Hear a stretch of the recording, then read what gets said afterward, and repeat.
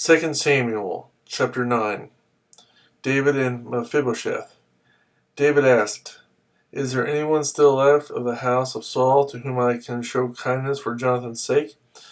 Now there was a servant of Saul's household named Ziba. They called him to appear before David, and the king said to him, "Are you Ziba?" "Your servant," he replied. The king asked, "Is there no one still left of the house of Saul to whom I can show God's kindness?" Ziba answered the king, "There is still a son of Jonathan. He is crippled in both feet." "Where is he?" the king asked. Ziba answered, "He is at the house of Machir, son of Ammiel, in Lo-debar." So King David had him brought from Lo-debar, from the house of Machir, son of Ammiel. When Mephibosheth, son of Jonathan, the son of Saul, came to David, he bowed down to pay him honor. David said, "Mephibosheth, your servant," he replied. "Don't be afraid," David said to him, "for I will surely show you kindness for the sake of your father Jonathan.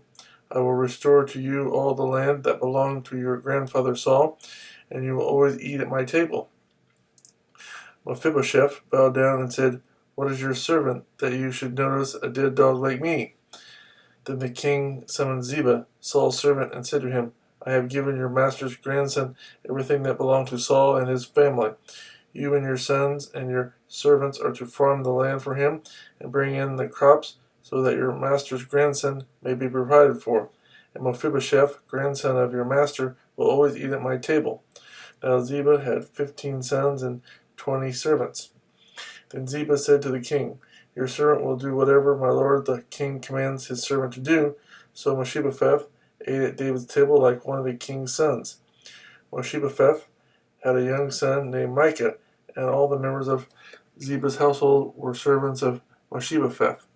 And Mephibosheth lived in Jerusalem because he always ate at the king's table, and he was crippled in both feet.